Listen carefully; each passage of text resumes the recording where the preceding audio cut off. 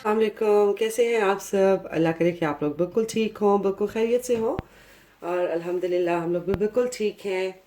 और कैसे आप लोग बताएं कि आप लोगों के रोज़े कैसे गुजर रहे हैं। और मुझे ये लगता है कि इस दफ़ा जो रोज़े हैं वो बहुत आसानी से गुजर रहे हैं, बहुत आसान रोज़े हैं। क्योंकि रोज़ों में सबसे ज़्यादा जो मुश्किल होता था, मेरे लिए भी मुश्किल था और ज़ाहिर है सबके लिए मुश्किल होता है, वो सुबह उठना, सहरी के बाद सोना और फिर सुबह उठना। तो बस आजकल नींदें पूरी हो रही हैं, तो इसलिए रोज़े मुश्किल नहीं लग रहे।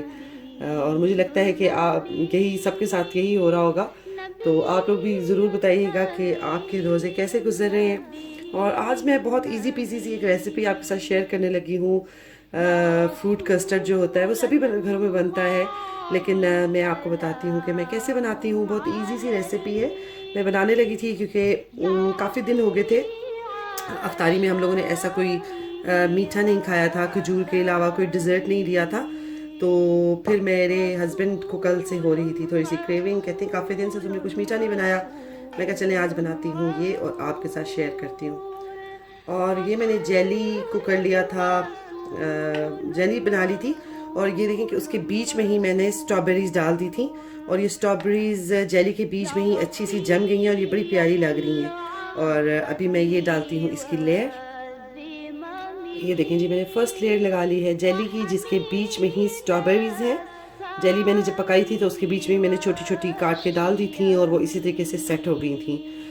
वैसे तो मेरा मकसद ये था कि मुझे इसमें सेट करना है कप में, लेकिन वो जेली बना के और मैं कुछ कामों में लग गई और वो जेली जो है ना वो पड़े पड़े इसी तरीके से जम गई। तो लेकिन चलें, इस तरह भी चल जाएगा। ये दूसरे कप में भी मैंने डाल ली है। अब मैं डालूंगी इसमें एक लेयर ये कस्टर्ड का। मैं रेडीमेड कस्टर्ड यूज़ कर रही हूँ। कस्टर्ड हम सबको ही बनाना आता है, तो मेरे पास दूसरा कस्टर्ड नहीं था, ये रेडीमेड था। तो मैंने सोचा चलें इसी को मैं काम में लाऊं और इससे मैं मज़ेदार सा ये डिज़र्ट बना लूँ। कस्टर्ड डाल रही हूँ मैं एक लेयर। कस्टर्ड की लेयर डालने के बाद अब मैं इसमें डालने लगी हूँ फ्रूट। आप चाहें तो अपनी मर्ज़ी के कोई भी फ्रूट डाल सकते हैं। और लेकिन जो पर्सनली मेरा ख्याल है, इसमें जितने फ्रूट कम डलेंगे वो उतने ही अच्छे लगेंगे। जब हर फ्रूट का अपना एक टेस्ट आएगा, आप ज़्यादा डाल देंगे तो वो सारे टेस्ट जो हैं वो मिक्सअप हो जाएंगे और वो मज़ा नहीं उनका आएगा। तो ये मेरे पास अनार है फ्यू, मैं ये थोड़े से अनार डालूँगी। ज़्यादा नहीं मुझे डालना, मुझे ओवरलोड इसको नहीं करना है, बस सिर्फ टेस्ट आए हर फ्रूट का अपना। साथ में ये मैंने रखा हुआ है सेब, मैं ये डाल रही हूँ, बिल्कुल थोड़ा सा मैं डालूँगी। और ये मैंने रखा हुआ है पाइनएप्पल, इसके भी मैं कुछ चंक्स डालूँगी, ज़्यादा नहीं डालूँगी क्योंकि वो टू मच हो जाएगा। फिर जितना कम फ्रूट होगा उतना ही अच्छा टेस्ट आएगा इसका। आपका जो दिल करता है, आप बनाना भी डाल सकते हैं, ग्रेप्स भी डाल सकते हैं। लेकिन मुझे ये तीन पसंद है तो इसलिए मैं ये डाल रही हूँ। ये देखिए जी, मैंने दूसरे ग्लास में भी सेम इसी तरीके से थोड़ा थोड़ा सा मैंने फ्रूट डाल लिया। और अब मैं फिर डालती हूँ जेली। अच्छा, इसमें मैंने एक ही लेयर डाली है फ्रूट्स की, इससे ज़्यादा मैं इसमें फ्रूट ऐड नहीं करने वाली क्योंकि स्ट्रॉबेरी में ऑलरेडी जेली में जमा चुकी हूँ। और ये थोड़े थोड़े से मैंने फ्रूट डाले हैं ताकि उनका अच्छा सा टेस्ट आ जाए। पता नहीं ये रेसिपी शेयर करने वाली है भी कि नहीं, क्योंकि ये बहुत इजी है और सभी घरों में बनती है।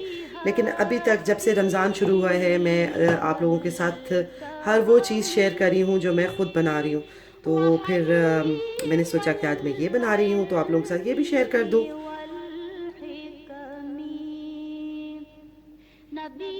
ये जी होगी हमारी इसकी असेंबलिंग। और अभी मैं इसको रखने लगी हूँ थोड़ी देर फ्रिज में ताकि ये अच्छा सा सेट हो जाए।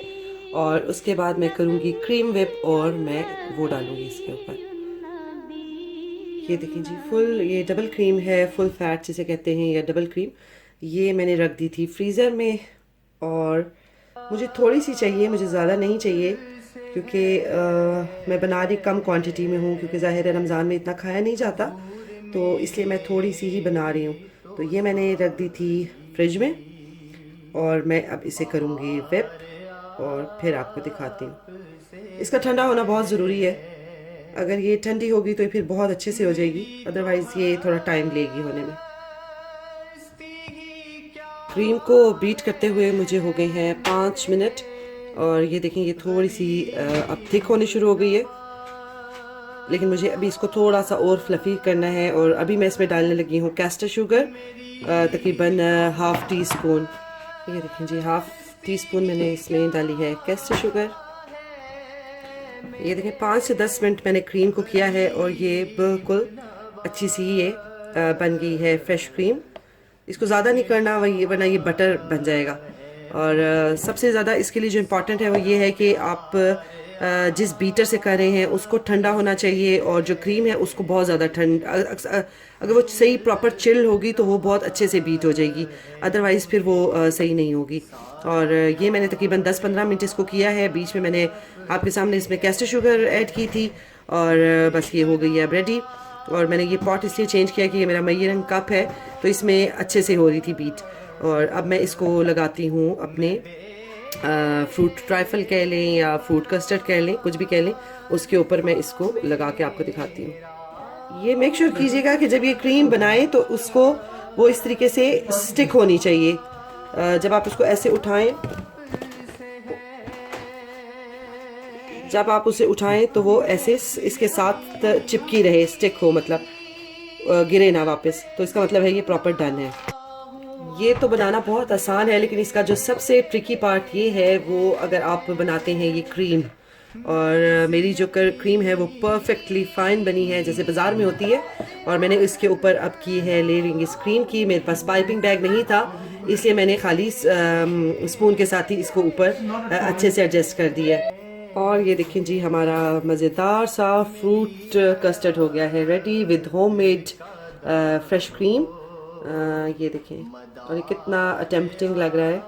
अब मैं इसे रखने लगी हूँ फ्रिज में, और जब ये भी अच्छा सा ठंडा होगा तो इंशाल्लाह फिर हम करेंगे इसको अफ्तारी में एंजॉय। आप लोगों से रेसिपी शेयर करने के बाद मैं चली गई थी शॉपिंग पे, और अभी आई हूँ मैं शॉपिंग से। और वही बात है कि आजकल शॉपिंग पे जाने का मतलब है कि पूरा दिन आप बाहर ही गुजारो, और रोज़ा रख के थोड़ा सा हार्ड हो जाता है इस तरीके से जाना और फिर पूरा दिन बाहर स्पेंड करके आना। लेकिन लिस्ट बना के हस्बैंड को लास्ट टाइम दी थी, लेकिन वो बस आधी चीज़ें आई और आधी नहीं आई, तो इस दफ़ा मैंने सोचा कि मैं खुद ही जाती हूँ और ले के आती हूँ। और बस अभी मैंने इनको डिसइंफेक्ट किया है सबको, और अभी मैं रखने लगी हूँ इनको इनकी जगह पे। वापस आई हूँ तो हो गया था नमाज का टाइम, तो मैंने सोचा पहले मैं नमाज़ पढ़ती हूँ, फिर दोनों छोटों को खाना खिलाया, और अब मैं जो है वो ये संभालने लगी हूँ चीज़ें। और ये भी अच्छा खासा टाइम टेकिंग काम है। तो बस ये है कि चीज़ें एक दफ़ा संभल जाएं तो फिर काफ़ी दिन तक आराम हो जाता है।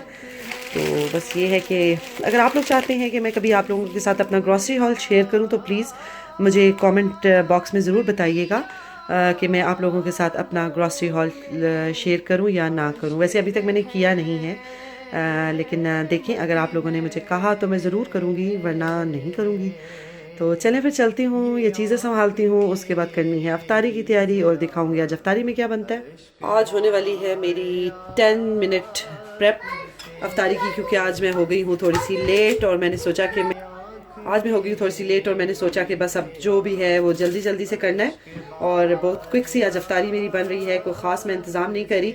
बस ये फ्रूट चाट है जो मैं जल्दी जल्दी ये फ्रूट काटूंगी। साथ में मैंने ये 2 भल्ले जो हैं वो मैंने भिगो के रख दिए हैं नीम गर्म पानी में। और हमारे लिए 2 ही बहुत ज़्यादा होते हैं, क्योंकि मेरे हस्बैंड और मुझे ही खाने होते हैं, बच्चे नहीं खाते। और बस वो मैं भिगो के वही डालूंगी दही में।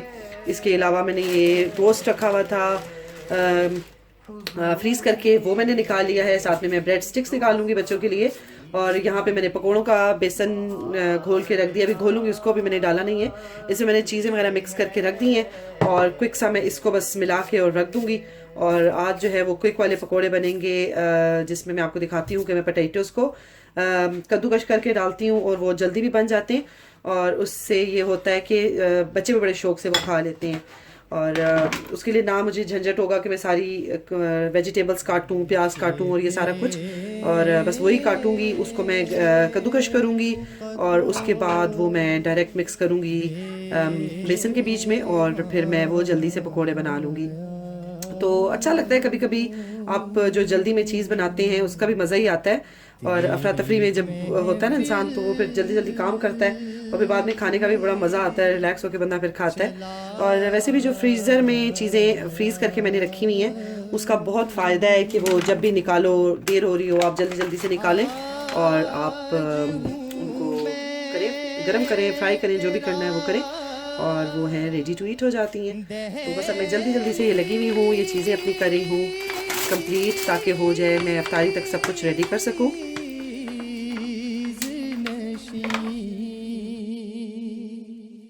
आज हूँ मैं तेरा दहलीज़ नशीं, आज मैं अर्श का हम पाया हूँ और ये कहीं खामी ये